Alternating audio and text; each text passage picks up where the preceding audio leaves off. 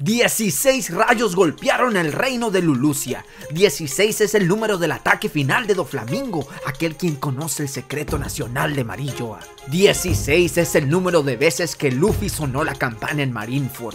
Y 16 es el número de espirales que giran alrededor de este sol. Un artefacto en forma de estrella que parece una nave y que coincidentemente está en la misma portada que estos reyes del mar y estos autómatas en el capítulo 472, mini historia de Enel.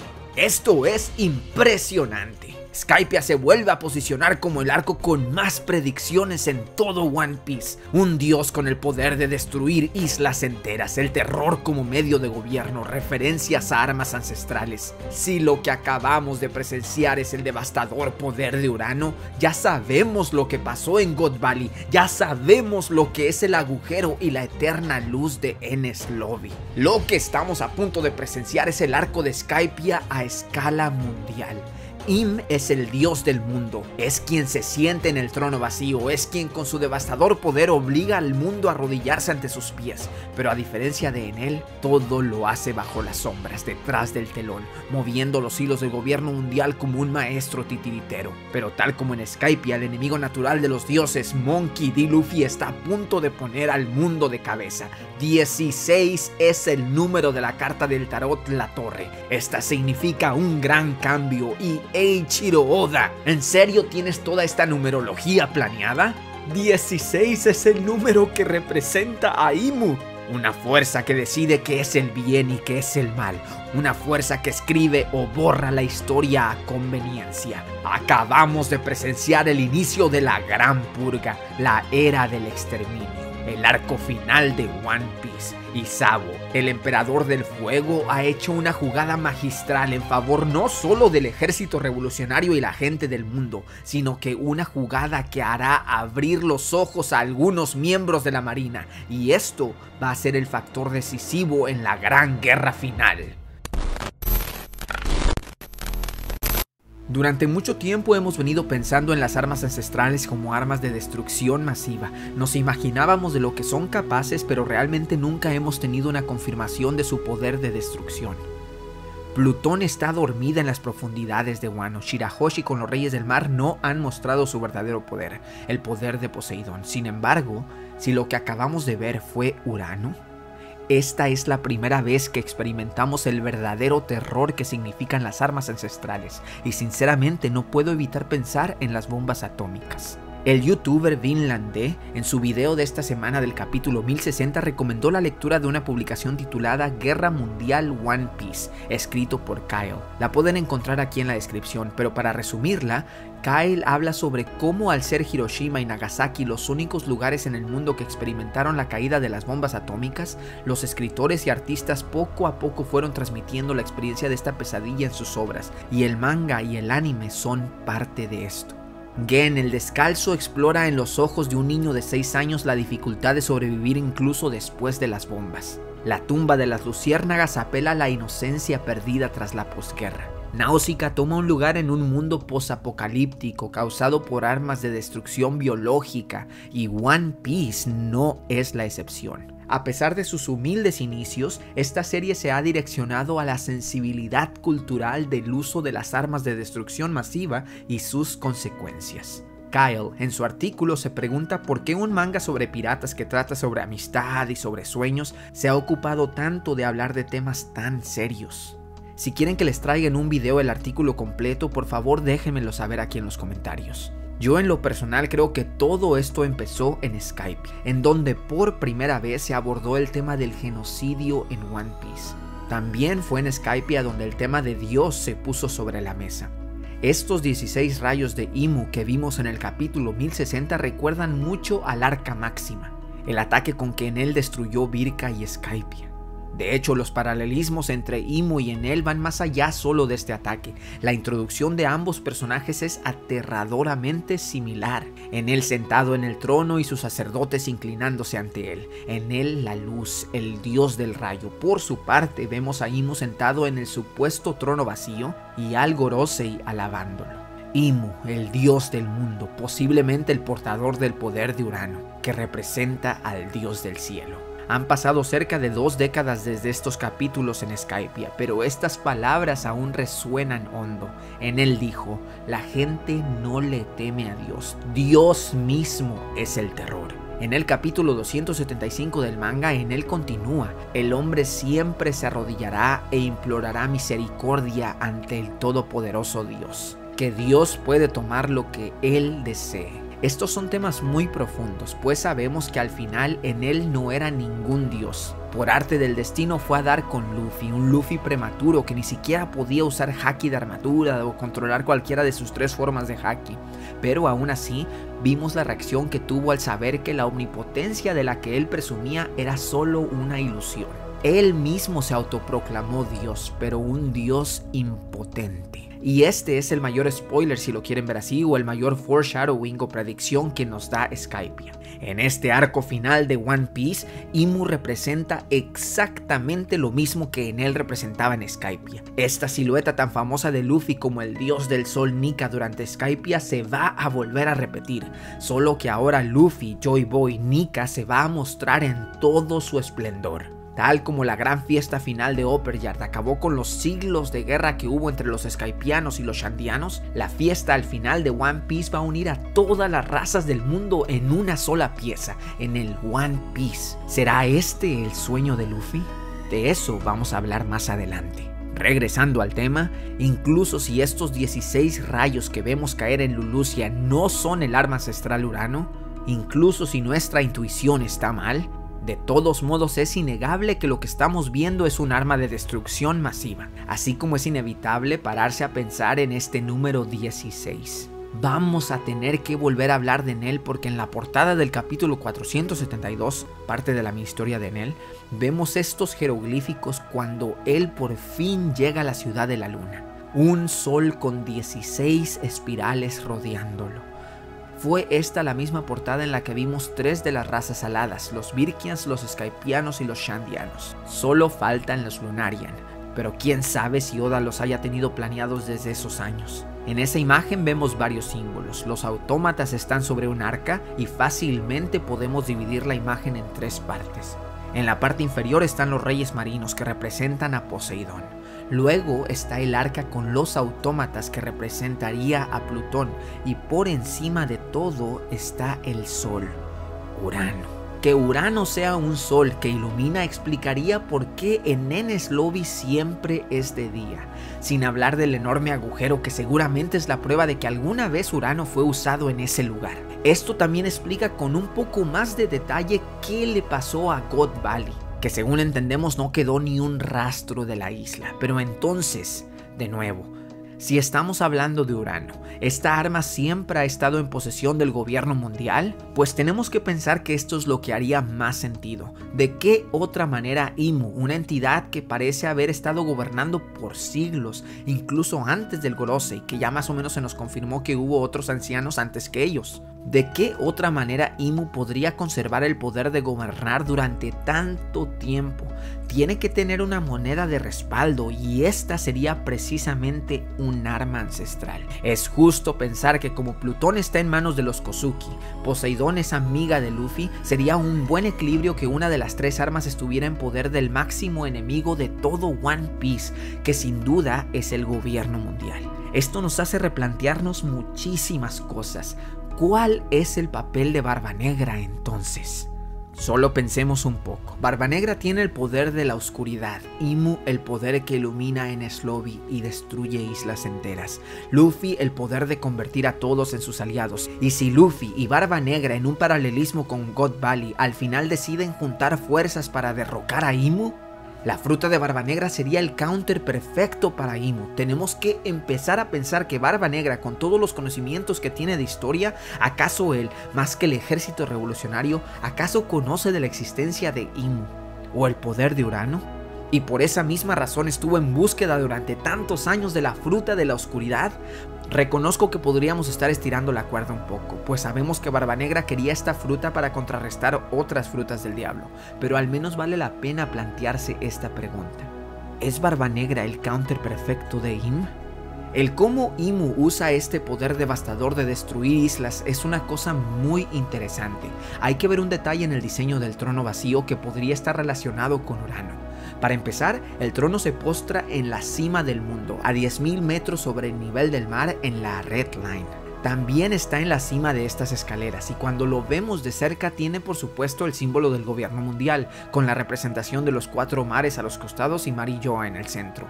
Pero es cuando vemos el respaldo del trono que las cosas se ponen interesantes. Este es muy alto apuntando hacia el cielo y todos estos puntos junto con la línea vertical que sigue hacia arriba recuerdan mucho a las islas en la Grand Line. Ir hacia arriba, seguir avanzando significa llegar a la isla final, Laftel, o en su defecto, llegar hasta el cielo, hasta el sol, es decir, llegar a Urano. Sería interesantísimo que el trono fuera un medio para poder usar a Urano, tal y como Shirahoshi es un medio para usar a los reyes del mar. Pero otra vez, por ahora no estamos seguros que lo que vimos en el capítulo 1060 sea Urano. Pero las sombras que vimos en el capítulo podrían estar relacionadas con las sombras que la marina vio en el capítulo 1037, no Zunisha, porque Zunisha estaba de un lado, mientras que la sombra a la que me refiero, la sombra a la que vieron los marines estaba del otro lado, del lado opuesto. ¿Será que esta sombra sea la misma que vimos en el cielo de Lulusia? ¿Dónde escondería Imu un arma tan grande? ¿Está en Enies Lobby para iluminar permanentemente a la isla? Pero ¿por qué entonces está cubierta de nubes haciéndolo todo oscuro hasta el momento en que le toca disparar los rayos? Bueno, pues el lugar que conocemos que siempre está bajo las sombras y en donde vimos una silueta de la que no se ha vuelto a hablar es en el Florian Triangle. Lo que sí es que si es Urano, podemos asegurar debido a su tamaño colosal que no es una persona como en el caso de Poseidón.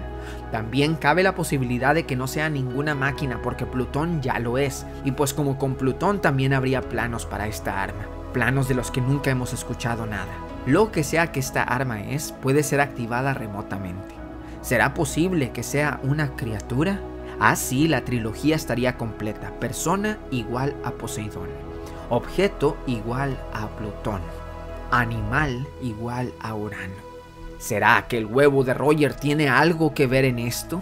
Pero ¿cómo el gobierno se hizo de este huevo si ni siquiera han podido llegar a Laftel?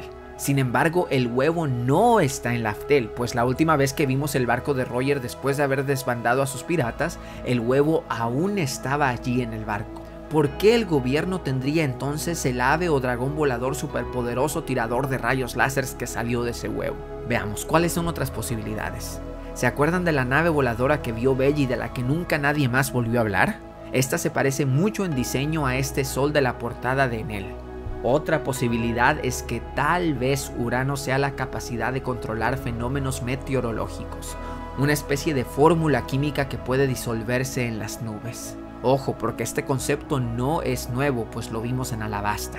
Estos son demasiados misterios que con paciencia poco a poco vamos a ir resolviendo. Esta es la parte más impresionante de todos. El capítulo lo deja muy claro, pero me tomó varias lecturas poder entenderlo. Sabo no está muerto. Él les acaba de hacer una jugada magistral al Gorosei y a Imu. Jaque mate. Elaboro. Antes de la reverie, los ancianos le preguntaron a Imu cuál luz tendría que ser eliminada. En esos momentos vimos a Imu caminar hacia el trono con el cartel de Vivi en las manos. También lo vimos cortar los carteles de Luffy, Barba Negra y una foto de Shirahoshi. Pero fue Vivi el último cartel que le vimos en manos. Sin embargo, este capítulo nos revela que las luces a ser eliminadas no necesariamente tienen que ser solo personas. Imu decidió eliminar a Lulusia y esta decisión fue tomada antes de que el Gorosei e Imu conocieran el paradero de Sabo. Esto último queda muy claro, pues 3 de los 5 ancianos reaccionaron con sorpresa cuando se enteraron de en dónde estaba Sabo. Uno dice, ¿en serio en Lulusia? Otro llama a Sabo como un hombre sin suerte, pues el destino de Lulusia ya estaba marcado. Mientras que el otro dice, no. Este es su destino. Analicemos más despacio. El Gorosei le está reportando a Imu la ubicación de Sabo. Lulusia, uno de los 8 reinos que recientemente se rebelaron contra el gobierno mundial. Ellos son capaces de conocer esta información porque la división de comunicaciones intercepta la llamada de Sabo. La marina está seguro de que Sabo está desesperado y por esta razón deducen que usó un Dendenmushi sin seguridad. Por órdenes del gobierno mundial y el Gorosei, ahora la marina está escuchando la llamada de Sabo, ¿verdad? Sabo comienza diciendo: siento haberles causado molestias, no fui yo quien mató a Cobra, hasta aquí todo bien para el gobierno. Han rastreado el origen de la llamada y todo tranquilo, pero inmediatamente Sabo comienza a revelar lo que vio en Marilloa. Cuando estaba en Marilloa vi algo increíble. En ese momento el cielo en Lulusia empieza a oscurecer. Sabo continúa diciendo, y es aquí donde se pone buenísimo: pasó en la sala del trono vacío. ¡Pum! Reacción de pánico de Imu, que estaba escuchando esta llamada interceptada. Inmediatamente se da la orden de que corten la señal. Pero Sabo continúa: pensé que no existía un rey del mundo, pero el trono vacío no estaba vacío. Al mismo tiempo que Imu tacha la isla de Lulusia del mapa, el cielo en la isla se ilumina y el castigo divino desintegra todo. A continuación, las órdenes del Gorosei. En cuanto a la división de comunicaciones respecta, aquí no pasó nada. No interceptamos ninguna llamada y en cuanto a Lulusia, ese país nunca existió. ¡Impresionante! Naturalmente que con el calor de la lectura la primera impresión fue pensar que Im había castigado a Sabo por revelar su existencia. Que Lulusia era un daño colateral, que el objetivo era eliminar a Sabo antes que revelara la existencia de Imu a los revolucionarios, pero, en serio, Sabo se los acaba de chamaquear, les acaba de hacer la jugada del siglo en sus plenas narices. Y para pruebas, primero está esta. Mientras que en varios paneles se muestra gente de Lulusia volteando directamente hacia arriba para ver la fuente de la luz, a Sabo se le ve como si estuviera de lado, como si estuviera viendo la escena desde lejos. Aún me parece horrible que mucha gente en Lulusia haya muerto de esta manera, pero tenemos que estar casi seguros que Sabo no fue alcanzado por los 16 rayos. Ahora volvamos a ver todo este escenario, pero desde la perspectiva de Sabo. Él mismo dijo que había visto algo en el Salón del Trono en Pangea. Vio a Imu sentado en el trono vacío, ¿verdad? Pero si vio eso, entonces también tuvo que ver o escuchar su plan de exterminar las luces de esta era. Sabo vio el mapa y los escuchó hablar sobre Lulusia. También los escuchó hablar sobre Vivi. Tal vez por esta razón Vivi logró salir con vida de Marilloa. Sabo usó esta ventaja para tenderle un señuelo a Imu y al Gorosei. Ellos pensaron que el segundo al manto del ejército revolucionario sería tan estúpido o estaría tan desesperado como para dejarse rastrear así de fácil. Sabo utilizó su llamada al ejército revolucionario como señuelo para atraer a la marina. Sabo empezó la conversación por Dendenmushi con los temas que el gobierno sabía que Sabo iba a tratar. El rey Cobra. Sabo dejó la información de Imu estrictamente para el final, porque hay que recordar que la marina y el gobierno mundial son dos cosas completamente diferentes. Hay que recordar que incluso dentro del gobierno mundial hay personas que desconocen la existencia de Imu. Que hay marines que en realidad creen que están del lado de la justicia, que el gobierno es justo, que la marina es justa. Bueno, para esto hay que recordar a Doflamingo, quien dice que la justicia la escriben los ganadores. Pero el punto es que Sabo decidió usar su llamada con el ejército revolucionario no solo para advertirles a ellos de Imu y el trono vacío, sino también para gritarle al mundo, a la marina, que lo que ellos creen y entienden como justicia en realidad es un sistema corrupto, lleno de mentiras, de propaganda. Sabo está consciente de que algunos marines son malas personas y no les va a importar vivir bajo un régimen de mentiras siempre y cuando ellos conserven el poder, pero también sabe que hay marines honestos, que al enterarse de la existencia de Imu van a replantearse todo lo que creen. Es así como la gran guerra final está tomando forma. Los bandos se están definiendo y en algún punto vamos a ver a marines como Koby pelear al lado de Luffy contra el gobierno mundial. Ahora, la razón por la que Sabo fue a Lulusia puede ser un poco confusa. Yo pensaría, por supuesto, que tiene que ver con la interacción que tuvieron los pobladores de esta isla con el ejército revolucionario justo antes de la Reverie. Es muy interesante que esa sea precisamente la isla en la que Ace conoció a la niña de la leche. Interesante por esto del tema de las voluntades heredadas. Para refrescarles la memoria con la magia de las mini historias de las portadas de One Piece, aquí les va un pequeño resumen. No se olviden que voy a traerles todas las mini historias más a detalle. Por favor, hermanito, púchale play. Esta es la historia de Ace persiguiendo a Barba Negra, un muchachón que por azares del destino llega al reino de Lulusia. Allí anda buscando pistas para encontrar al miserable que mató a su Nakama. En la primera portada lo vemos salir sin pagar de un restaurante. ¿Mika? Después confunde a un doctor muy simpático y le mete un patadón en el hocico. Ya allí los pobladores dijeron, no, oye, no, ¿cómo que no nos pagas y nos pegas? Y lo avientan al río, sí. Ah, pero esto no era el fin de Ace, pues allí lo rescata una niña que vende leche y después de darle un tarro se despide diciéndole, oye, como yo te curé y todo, ¿por qué no me haces el favor de mandar este mensajito? Ándale, di que sí. Y así el buen Ace acepta la encomienda y va a dar hasta la base de la Marina G2. Después de hacerse pasar como uno de ellos y comerse toda su comida finalmente, Ace ve como un barco de la marina está en llamas y dice, oh, sí, yo soy de fuego, ¿por qué no me voy a ayudarlos? Y salva a los tripulantes. Oh, pero qué desgracia, que la ropa se le quema y revela su tatuaje de los piratas de Barba Blanca. Uy, sí, no, ese muchacho ya se me hacía a mí que era una mala persona. Es así como todos lo persiguen, pero Ace se acuerda que aún tiene la carta de esa muchachita, que dice, lechita muy rica, venga por ella, pásele. Metiéndonos el mayor giro argumental de todas las historias del mundo. La muchachita se llama Mota y el jefe de la marina a quien escribió la carta es su padre. Bueno, pues esta fue la historia de cómo Ace surtió de lechita toda la marina. Y de cómo ayudó a Mota a mandar un mensaje a su padre. Sí, todavía hay buenas personas en este mundo. Bueno, como les decía, la razón por la que Sabo está en Lulusia puede ser confusa, pues se puede deducir que fue a advertirles a los ciudadanos de la destrucción que se venía en camino. Pero como vimos en el capítulo, al parecer muchos ciudadanos fueron literalmente desintegrados. Puede ser que tal vez Sabo imaginó que el gobierno iba a erradicar a Lulusia de la misma manera como borraron a Ohara, con una Buster Call. Lo que quiero decir es que Sabo podrá haber escuchado la conversación de Imu con el Gorosei, pero de ninguna manera se habría podido imaginar el tremendo poder que Im utilizó para borrar a Lulusia. Tal vez es por esto que aunque Sabo estaba listo allí para proteger a los ciudadanos de una Buster Call, al final las cosas parecen no haber resultado tan bien. La pregunta clave aquí es, ¿por qué tomar esta medida tan drástica con Lulusia? ¿Por qué no usar una Buster Call como en otras ocasiones? La respuesta lógica es porque los marines desconocen la existencia de Imu y que es capaz de tan aterrador poder.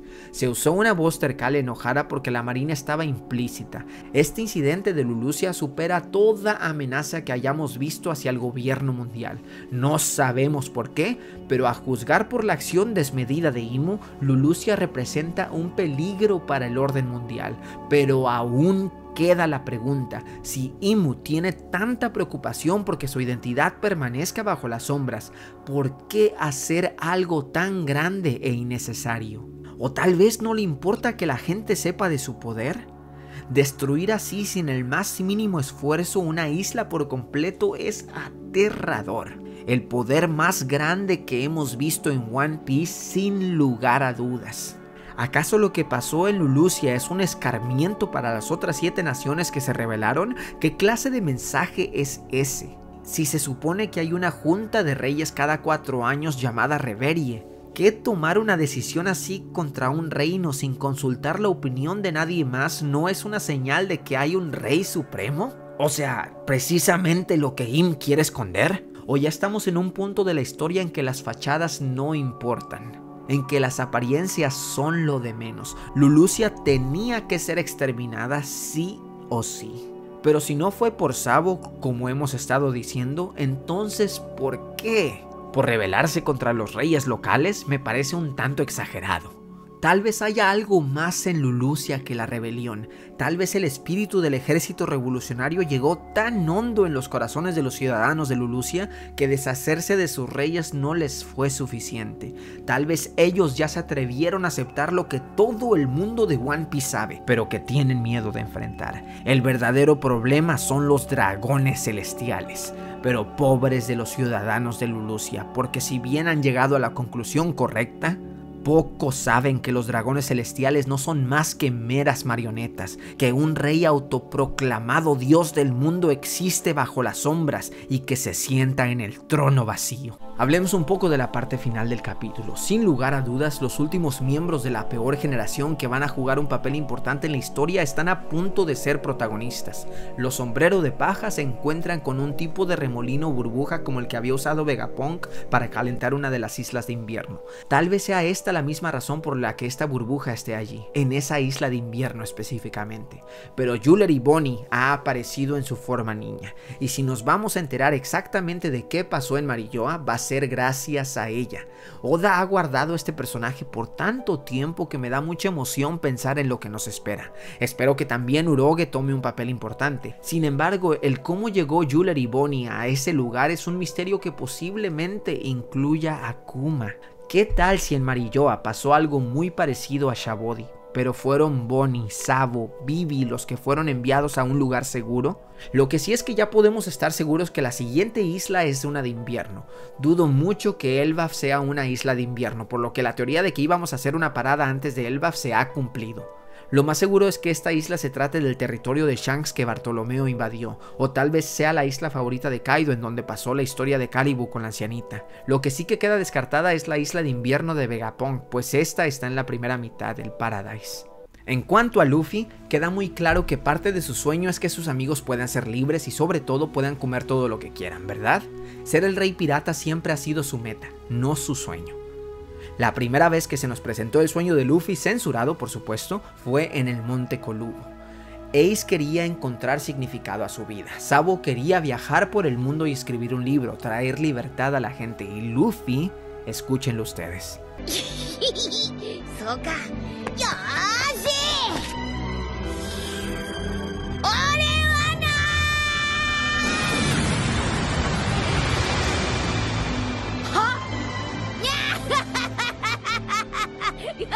Exactamente la misma escena y las mismas reacciones vimos después cuando Roger compartió su verdadero sueño. Antes era solo una teoría, que Luffy y Roger compartieran el mismo sueño era solo una teoría de la comunidad, pero en Wano, gracias a la escena de Yamato, el sueño de ambos quedó confirmado. Un sueño tan infantil que hace reír a los que lo escuchan, un sueño tan imposible que el mismo Usopp no lo pudo creer. Y nosotros, como es casi imposible dar con lo que sí es, mejor enlistemos lo que no es. 1. No es encontrar el One Piece, pues este es solo un requisito para convertirse en el rey de los piratas. 2. No es convertirse en el rey de los piratas, pues Luffy no quiere gobernar nada, y por lo único que quiere este título es porque es el único medio que conoce para cumplir su verdadero sueño, por lo que el sueño debe ser algo que solo el rey pirata puede hacer. 3. No puede ser una cosa como abolir la esclavitud, liberar gente o derrocar al gobierno porque es demasiado político para Luffy. 4. No puede ser un deseo tan puro como acabar con la tristeza, darle felicidad a todo el mundo, la paz mundial. No, porque la reacción de los que escuchan el sueño es reírse, excepto por Shanks, que él sí lloró, pues algo le conoce a Roger. Pero imagínense qué descorazonado sería reírse de un sueño tan noble, infantil, pero puro. Así que listo, esto nos quita varias posibilidades del camino. Ahora repasemos lo que sí podría ser: destruir la Red Line para navegar libre por todos los mares.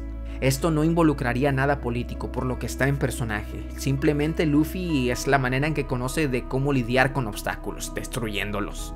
2. Darle comida a todos. Suena plausible pero muy simple. 3. Convertir a todo el mundo en piratas para que ellos también sean libres. Esto suena más bien estúpido. 4. Tener la fiesta más grande del mundo.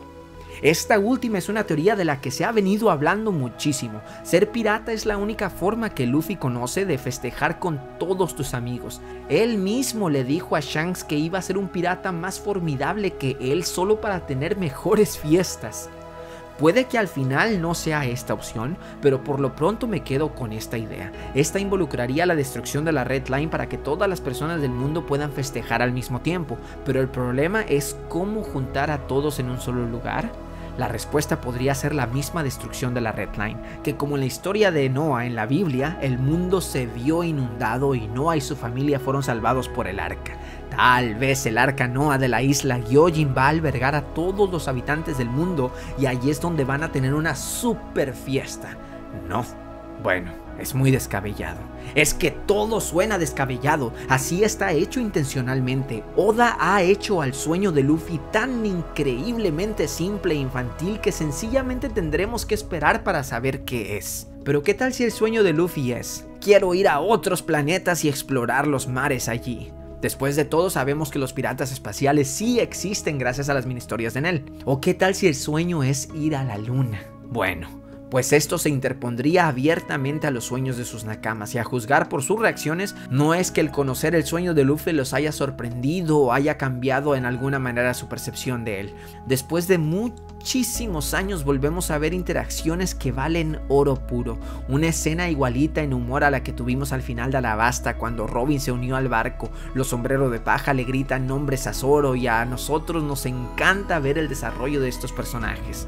El Luffy de ahora está dispuestísimo a ir por Vivi de inmediato, cuando en el pasado él mismo había dicho que Ace podía cuidarse solo. En ese momento todos sabían dónde estaba Ace y fue su decisión no ir a ayudarlo, pero ahora es diferente. Zoro realmente no quiso decir que simplemente no fueran a ayudar a Vivi, no, que ella podía arreglársela sola, no. Lo que quiso decir es que tomar acción justo ahora, cuando no conoce ningún detalle, ninguna pista sobre el paradero de Vivi, o si quiera saber lo que pasó, es una decisión no muy inteligente. Vemos que todos están de acuerdo, pero en cuanto sepan el paradero de Vivi, sin dudas no van a dejar que la historia de Ace se vuelva a repetir. Todos los Mugiwaras muestran pruebas de su crecimiento personal, a diferencia de antes de Wano, cuando Luffy tuvo el mismo impulso de ir a salvar a Sanji, pero Zoro le dijo que era mejor no ir a meterse con Big Mom para no echarse a dos yonkos encima. Y a continuación, una nueva sección: ideas aleatorias que no pude juntar con el resto del video porque soy un inepto. Bartolomeo podría ser una pieza clave para protegerse del poder de Imu. Con su fruta Bari Bari podría proveer refugio a la gran flota Mugiwara en la guerra final. El mundo de One Piece de hace 800 años seguramente se veía muy diferente al actual. Es posible que antes de la última gran guerra el mundo estuviera unido en una sola pieza, un solo continente, el One Piece. Y que debido al uso de las armas ancestrales todo se separara en escombros ahora llamadas islas, el poder de las armas de destrucción masiva. No puedo creerlo, pero ahora más que nunca One Piece se siente cerca del gran final. Entra bajo tu propio riesgo, pasa por la puerta blindada en donde cosas imposibles pueden suceder y que el mundo no ha visto jamás. En este canal de One Piece, de otakus genios sin igual, y Oda arruina sus teorías, las hace trizas, todo puede suceder aquí en Nordy Blue.